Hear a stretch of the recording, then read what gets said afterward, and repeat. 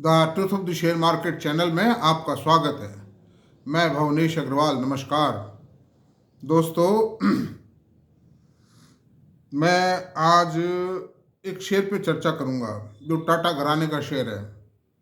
TCS नहीं है, भरपूर पैसा दिया है। टाटा घराने की वो भी एक नाक है और देता रहेगा।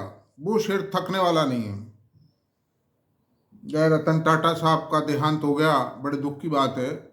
वो चले गए, लेकिन उनकी जो छोड़ी उनकी बनाई हुई कंपनियां हैं वो ऐसी गायें हैं जो हमेशा शानदार दूध देती रहेंगी। They will always continue to deliver healthy milk. तो ऐसे ही एक शेयर पर चर्चा करेंगे आज हम। और इस संबंध में मैं आपको बता दूं कि मुझे करीब 6 महीने पहले पार्क पर एक बुजुर्ग आदमी आते हैं घूमने। सिंधी हैं बाई कास्ट, वो बुजुर्ग हैं। वो मुझे बोले कि साहब मेरी चांदी हो गई। मैंने कहा क्या चांदी हो गई भाई साहब? उन्होंने कहा साहब 70 लाख रुपया मिल गया मेरे को। कहाँ से मिला? मैंने कहा, उन्होंने ये कहा कि मैंने तो एक शेयर को कचरे में डाल दिया था, भूल गया था, मैं तो पता ही नहीं, रद्दी में था वो। तो मैंने जब सफाई वफाई कर रहे थे दिवाली की नहीं, शायद होली की कर रहे थे, जो कर रहे थे कुछ सफाई, या शायद पिछली दिवाली की बात है, यस। तो मेरा शेयर निकला, मुझे वो शेयर निकला। तो मैंने उसका भाव मालूम किया, सब कैलकुलेशन किए तो कुछ से कुछ हो गया था। और वो 70 लाख रुपए की वैल्यू थी उसकी। और मैंने उसको कचरे में फटक दिया था। मेरा नाम भी उसमें थोड़ा आड़ा टेढ़ा लिखा हुआ था। पहले आईपीओ में जो अलॉटमेंट आते थे, चाहे जो नाम भर देते थे, कोई ऐसी मतलब कुछ नहीं था, चलता था सब कुछ। तो नाम वाम भी चेंज कराए, बड़ी कार्रवाई तो करनी पड़ी, लेकिन फिर भी मज़ा आ गया। 70 लाख रुपए मिल गए। मेरी लागत तो 10-15 हज़ार रुपये ही थी, 10-1 हज़ार रुपये ही थी मतलब। और अब आप नाम जानना चाहेंगे उस शेयर का, वो कौन सा शेयर है? सन 88-87 की बात बता रहे थे। तो 13, 24, 37 साल में अगर 15 हज़ार रुपये के 70 लाख रुपए हो गए, तो but natural is a matter of great pleasure. तो उस शेयर का नाम जानना चाहेंगे? उस शेयर का नाम मैं पहले ही बता देता हूं, वरना चर्चा के दौरान भूल जाता हूं। उस शेयर का नाम है टाइटन कंपनी लिमिटेड। अब आप कहोगे जी ये तो क्या बहादुरी कर रहे हो आप वीडियो बना करके हैं। मैं आपको उसकी एक एक चीज समझाऊंगा, हर चीज मैं आपको बताऊंगा। और आप महंगा मान रहे होंगे, लेकिन मैं कहता हूं सस्ता है वो शेयर। पी रेशियो भी उसका ऊंचा है, मतलब 90 का पी रेशियो है। But in spite of that the share is very cheap share. जो गाय चारा कम खाए और दूध ज्यादा दे तो गाय सस्ती है महंगी है? आप बताइए। सर लागत एक बार लग गई उसमें, गाय में, अच्छी गाय महंगी आएगी, लेकिन चारा कम खाती है, रेकरिंग एक्सपेंडिचर कम है उसका। तो अब चलते हैं, एक तो टाइटन के प्रोडक्ट क्या क्या हैं ये देख लेते हैं। टाइटन के प्रोडक्ट दोस्तों ये हैं, देखिए। आप तो इसको खाली ज्वेलरी या घड़ी के नाम से ही जानते होंगे, लेकिन ऐसा नहीं है, और भी बहुत से प्रोडक्ट हैं। और उसमें प्रोडक्ट में देखिए, तनिष्क के शोरूम वॉचेज एंड वियरेबल्स, घड़ियाँ हैं। घड़ियाँ तो हैं ही, इसकी शुरू वाला जो फर्स्ट प्रोडक्ट था इसका वो वॉचेज थी। और ऑनेस्टली स्पीकिंग मैं खुद बताऊं कि मैंने इस पर ध्यान इसलिए नहीं दिया कि घड़ी थी इसका प्रोडक्ट। और जयपुर में एक जो डीलर थे, इसके शोरूम था उनका, जयपुर टावर में था। हम उनका नाम ही अशोक टाइटन रख दिया था हमने उनका। वो भी मैं जिस शेयर ब्रोकर के यहाँ बैठता था वहीं आते थे। उनका नाम अशोक, वो टाइटन का शोरूम था, उनका नाम ही अशोक टाइटन रख दिया था। तो अंडर दीज सर्कमस्टेंसेस वो ये बोले मेरे से कि साहब घड़ी को खास नहीं बिकती है। हमने इसको इग्नोर कर दिया था उससे। और ये सत्य बात है, घड़ी के बिजनेस में जब तक ये रहे तब तक इनको कोई बहुत बड़ा प्रॉफिट नहीं हो पाया। टाइटन का शेयर 5-7 रुपये रह गया, 10 paid up share, 10 face value का शेयर 5-7 रुपये रह गया था। लेकिन जब से इन्होंने ज्वेलरी का बिजनेस शुरू किया, अब ज्वेलरी में आप देखो इनके कितने ब्रांड हैं। इनके 905 शोरूम है India wide. For different type of products के लिए, लेकिन सबसे ज़्यादा ज्वेलरी के शोरूम। अब आप देखिए ज्वेलरी में इनके ब्रांड क्या क्या हैं। तनिष्क, जोया, मिया, MIA मिया और कैरेटलैन, ये इनके चार जो हैं ब्रांड हैं ज्वेलरी के अंदर। और मैं भी ज्वेलरी के शोरूम पे जब जाता हूँ, इनके टाइटन के शोरूम पे जाता हूँ, थोड़ा सा दूरी पर है, मतलब गौरव टावर में ही है वो showroom. That is a very beautiful showroom. MI road पे भी शोरूम था इनका, और वैशाली में भी है। 3-4 शोरूम हैं जयपुर के अंदर। तो the showrooms are very beautiful and employees are very submissive. और वो कहते हैं कि साहब माल तो आप बाद में देखना, पहले आप नाश्ता कीजिए, कॉफ़ी पीजिए, आप चाय कॉफ़ी लीजिए साहब आप। तो इतने सबमिसिव हैं, हाथ जोड़ के बेचारे खड़े रहते हैं। और रेट फिक्स है सब कुछ, कोई बार्गेन की जरूरत नहीं है, कुछ भी करने की जरूरत नहीं है। And purity is guaranteed. Titan का आप माल लो, चाहे आप दुबई से ऑर्नामेंट्स खरीद के लाओ, quality is the same, top reliable quality है एकदम। 24 carat means 24 carat, 22 carat means 22 carat, 18 carat means 18 carat, diamond means original diamond. ये नहीं कि कोई मतलब नकली टिका दे में, ऐसा नहीं है मतलब। और इसीलिए टाटा का ये जो टाइटन कंपनी है, ये डेवलप हुई और होती जा रही। अच्छा, अब दूसरी प्रोडक्ट और है, ये चश्मे भी बनाते हैं। उसमें टाइटन आई केयर, फास्ट ट्रैक, ये दो इनके चश्मे ब्रांड हैं चश्मे में।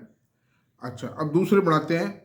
एक साड़ी का धंधा भी इन्होंने शुरू किया है, साड़ी का बिजनेस, शोरूम खोल दिए। इसका ड्रेस मटेरियल टेनियरा, टनेरा, तानेरा, तानेरा है, Taneira is the brand for sari and dress material. वो भी बहुत शानदार हैं, महंगी साड़ियाँ हैं, मतलब ऐसा नहीं है 500-700 की साड़ी बेचते हो, 200 की, ऐसा नहीं है। वेरी कॉस्टली साड़ी जाती है। कॉस्टली का मतलब इतना भी नहीं है कि एक मिडिल क्लास का आदमी अफोर्ड नहीं कर पावे। They are very good sari. वो अभी शुरू ही किया है, करीब 1.5 साल पहले शुरू किया वो काम। प्रोग्रेस आएगी उसमें, निश्चित रूप से आएगी। साड़ी, हालांकि साड़ी कम पहनती है, लेकिन पार्टी वेयर साड़ियाँ तो बिकेंगी भाई। और फिर ड्रेस मटेरियल भी है, सूट भी बिकेंगे लेडीज़ के। तो वो भी प्रोग्रेस करेगा ज़बरदस्त, मतलब कमाल करेगा वो चक्कर। हाई प्रॉफिट एरियाज, 21% ज्वेलरी की मेकिंग लेते हैं ये। मेकिंग महंगी है, लेकिन प्योरिटी है, इसलिए वो भी कोई महंगा खेल नहीं है। आपका पैसा बिल्कुल सुकृत में जा रहा है। मतलब fragrances and fashion accessories, skin, title belt, Titan belts, wallets, purse भी बेचते हैं, बेल्ट भी बेचते हैं, और भी कई चीज़ें की एसेसरीज हैं इनकी, वो भी शोरूम है। तो under this circumstances the company is very strong. इस कंपनी का जन्म 1984 में हुआ था, तमिलनाडु इंडस्ट्रियल डेवलपमेंट कॉरपोरेशन की सहायता से। इसीलिए इसका हेड ऑफिस चेन्नई है। मतलब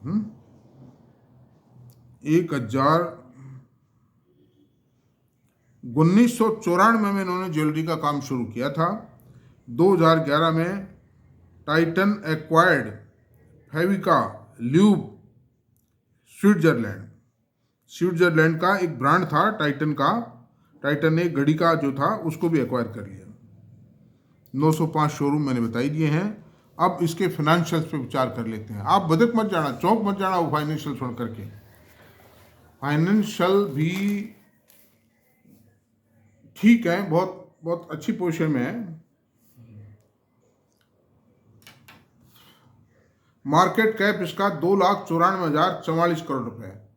आप देखिए टाटा मोटर, टाटा स्टील कितनी पुरानी कंपनी है, टाटा केमिकल कितना पुराना है, लेकिन उनका मार्केट कैप नहीं हो पाया इनके बराबर भी। टाटा मोटर तो बहुत बड़ी कंपनी है, जबकि आज की date second largest company of India, उसके बावजूद भी उसका मार्केट कैप इसके बराबर नहीं है। 8×5 = 40, 7-8, इससे तो ज़्यादा है खैर उसका मार्केट कैप टाटा का, लेकिन फिर भी ये भी एक बहुत स्ट्रॉन्ग मार्केट कैप होल्ड करती है। करंट प्राइस 3312 रुपये, 3800 तक जाके आया, 3312 रुपये पे। अभी ये जो मंदी की धमक लगी, बाजार में झटके लगे, उससे गिरा है, लेकिन ये संभल जाएगा, मैं आपसे निश्चिंत रहिएगा। High low 52 week high low है 3056 से 3887 गया, और इसका बिजनेस अपडेट आया है अभी 25% सेल बढ़ी है इनकी। तो बट नेचुरल 25% सेल बढ़ी है तो खर्चा तो उतना ही रहा, तो प्रॉफिटेबिलिटी में भी 25% ईयर ऑन ईयर ग्रोथ आएगी। इसीलिए मैं इस शेयर की चर्चा कर रहा हूँ कि समय रहते अगर कोई 10, 20, 50 शेयर इसके पकड़ ले तो ठीक है, कोई लॉस मेकिंग बिजनेस नहीं है ये। प्राइस अर्निंग रेशियो 90.6, ये सुनकर के चमके मत। और आप मुझे भी ये मत कहिए कि आप हाई पी रेशियो को इग्नोर करते हो। मैं हाई पी रेशियो को वह इग्नोर करता हूँ जो फर्जीवाड़े में है। रेल विकास निगम का पी रेशियो 70 है जो फर्जी है, लेकिन टाइटन का 90 का पी रेशियो साउंड है बिल्कुल। जब टाटा की वो दूसरी रिटेल कंपनी और है ना, किसका क्या नाम है उसका पी रेशियो तो 150-200 था, लेकिन परफॉर्मेंस दे रही थी, ग्रोथ आ रही थी। यहाँ भी ग्रोथ आ रही है, मैं बताऊंगा आपको भी जब अपन मतलब प्रॉफिट लॉस अकाउंट पे और क्वार्टरली रिजल्ट्स पे बात करेंगे, जब बताएंगे आपको। अच्छा, डिविडेंड यील्ड बुक वैल्यू 110 रुपये है और डिविडेंड यील्ड 0.33% है। ROC 22.7% है। ROE 32.9%, very high ROE। Face value 1 rupees. 5 साल में क्या दिया इसने? 5 साल पहले इसके शेयर का रेट था 1322 रुपये, आज 3300 रुपये, तो 2.25 गुना तो हो ही गया ना भाई, 2.5 गुना मान लीजिए आप, 2.5-3 गुना हो गया। इससे ज़्यादा क्या चाहते हो आप, ये बताओ। 5 साल, दिस इज बेस्ट रिटर्न। और एक ऐसा रिटर्न जिसको अभी बेचने की मजबूरी हो वो तो ठीक भी है, लेकिन बेचना ही नहीं पड़े इसको, तो ये तो 15-20% सालाना का CAGR देगी ही देगी आपको। अच्छा, अब आपको प्रॉफिट क्वार्टरली रिजल्ट्स की बात करते हैं। क्वार्टरली रिजल्ट्स में दोस्तों हम 3 क्वार्टर्स को कंपेयर करेंगे, सितंबर 23, जून 24 और सितंबर 24। सेल 12,529 करोड़ रुपये थी सितंबर 23 में, जो सेल जून 24 में 13,266 करोड़ रुपये और सितंबर 24 में 14,534 करोड़ रुपये। तो सेल में कंटिन्यूस राइज है, चाहे कम आओ चाहे ज़्यादा हो, but there is continuous growth in the cell.